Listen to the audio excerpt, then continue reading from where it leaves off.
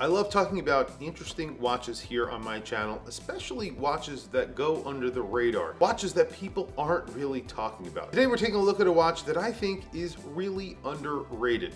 I know a lot of people use underrated very often, and I am also guilty of that, but this is a watch that is truly underrated. It's from the brand Peripheral. It has their peripheral rotor. It's something that's not very common. It's very complicated. It's really good looking, and I have one hands-on to show you guys. This is the Lab Peripheral from Peripheral, so let's flip the camera and take a look at what I think is a very underrated watch from a very underrated brand, the Peripheral Lab Peripheral. I would say Peripheral are one of those brands that are very under the radar. There are not a lot of people talking about Peripheral.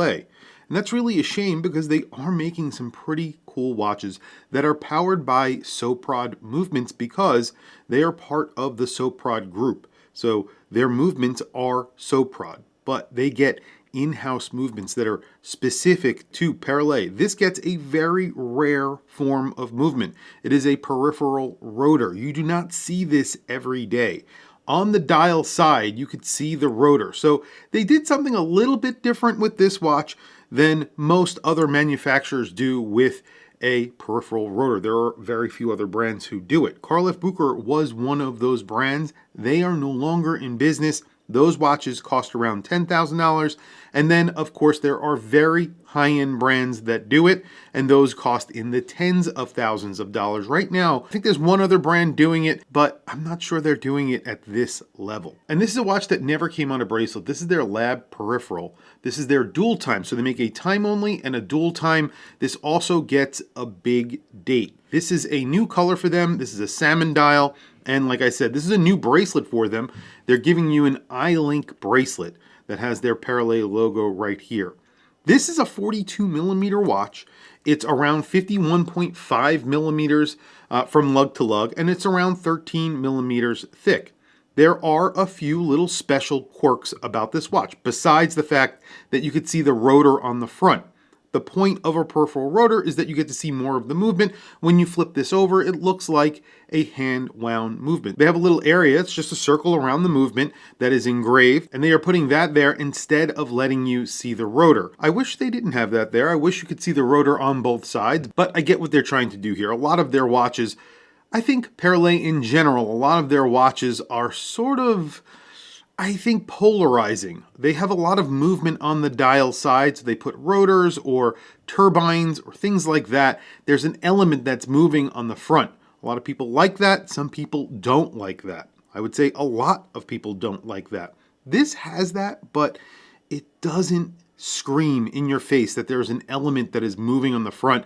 And this one is a legitimate element. Like the turbine really isn't part of the movement. This is actually part of the movement. And you really can't see it that much because the rotor is sort of segmented in a, there's like a little pattern on one side and then there's no pattern on the other.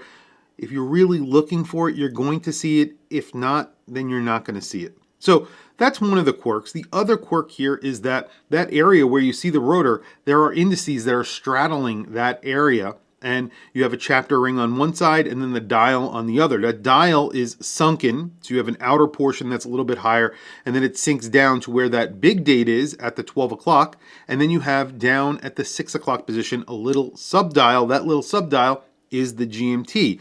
In that subdial, there is a day-night indicator. It is just a tiny, tiny window, and that is the day-night indicator. That's it. And the way that this GMT works, it works really cool. This is another quirky feature of this watch. When you pull the crown all the way out and you change the time, you see that GMT at the bottom moves and you can see that hour is advancing. And then when you go in the other direction, the hour does not advance. So that's how you change the GMT time. It is so easy. It's really, really good. And then if you put it in the second position, you can change the big date. Super simple operation of this watch. That is it. It is so easy to change that GMT time, and it looks more complicated than it actually is. It's really not all that complicated. If I had to complain about one thing on this watch, is the placement of the name Peripheral. It's at the 3 o'clock position. I really wish it wasn't there. I wish they could figure out something else, maybe putting it above the big date or somewhere in that little subdial. I think that would have worked a little bit better. I don't like it off center because I don't like things that are off center. It's just my eye. That's the way I look at it, but it is what it is. You have a really cool bezel on here. I think it's like an 8-sided bezel, and it has a very thick line of polish that goes all the way around it, brushed on the top, and then you have another part of the bezel that's just like a lip, and that is polished. The sides of the case, very Peripheral. When you look at a Peripheral, immediately you're going to know this is a Peripheral. If you know Peripheral, you know this look. You have a very large line of polish that goes around these beautiful lugs that sort of bulk out a little bit on the sides of the case. 13 millimeters thick. It's not incredibly thick, and it does get a GMT function. It is automatic, so pretty cool. And then, of course, it gets 50 meters of water resistance. So it's not a sports watch, but 50 meters is decent. You have a very large crown on here. The case on this side also gets the same treatment, and you can see the crown echoes that bezel, and it is really nicely engraved. You have the Peripheral P on there. Excellent. And the bracelet on this, for me, absolutely transformed this watch.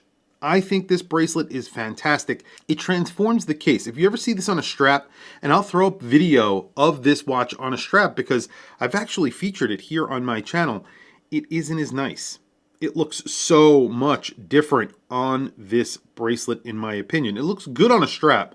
I don't really love the strap that they give it to you with. It's kind of a thick strap, and I'm not really into that. And you get a very large buckle on it that's a clasp, actually, and it's bulky. It's not bad, but I feel like it's bulky. This is actually thinner than the strap, and it looks phenomenal. I love the way that it integrates into the case. It has female end link, so it bends straight down, and you get a 51 millimeter lug to lug. Yes, that is big. This is probably not a watch for someone with a very small wrist, but with that being said, it doesn't wear huge. Let me show it to you on my wrist. Before I do, I have a very, very weird watch on. This is a recent purchase. This is Gersono. I believe that's how you pronounce the name. It is a vintage or neo-vintage watch. The brand is defunct. They're trying to come back. They were a jewelry brand, and they went into watches, and they went really into watches. They were collaborating with Christophe Claret and Agenor, lots of really, really amazing watchmakers, and for some reason they went out of business. This is a jump hour, retrograde minutes, retrograde seconds, GMT with a day-night indicator. And it's all powered by an ETA 2892, I want to say. However, the module itself is said to be made by Christophe Claret, which is pretty incredible.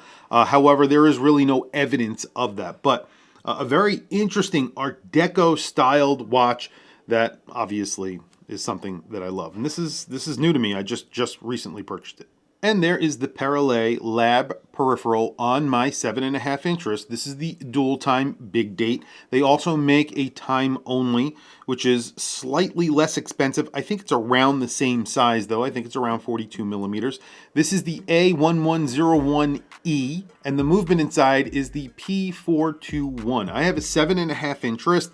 This is 42 millimeters at the case, 51.5 millimeters lug to lug. That is a true lug to lug, and then a 13 millimeter thickness. Look at it on the bracelet. It looks a lot more expensive than it actually is. It isn't a cheap watch. We'll talk about price in just a second, but considering how it looks and what you're getting, I think pricing on here is pretty good, but you be the judge of that.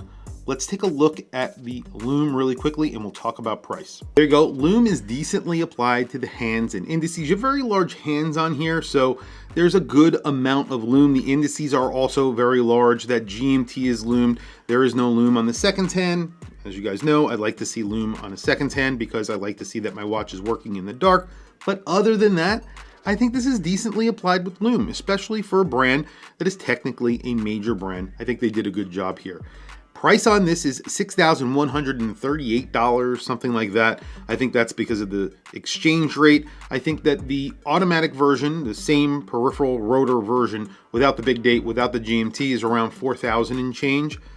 I think you're getting a lot of watch for the money. Yes, that is expensive, but you are getting a lot of watch. If this had Vacheron on the dial, this would be tens of thousands of dollars. If this had Carl F. Bucher on the dial when they were in business, if they made this watch with these complications, it would be $15,000, somewhere in that range. Their time only was $10,000, which had a very similar looking movement made by a different manufacturer. So there you go. Tell me what you guys think down in the comments below. I will add a link to this watch down in the description. Currently, this is the only color available with the bracelet. So you can get the time only or the GMT with a bracelet. I'm not sure if they're offering the bracelet on any other color. I would reach out to them if you are interested in it. And of course, if you do, tell them Watch Chris sent you, because I am pretty much the only person featuring these watches here on YouTube. That's really it, guys. Thank you for watching this video. Thank you for tuning in today. Please don't forget to like, subscribe, hit that bell icon. It is super helpful for the channel, and I very much appreciate it. Thanks again, and I'll catch you guys in the next video.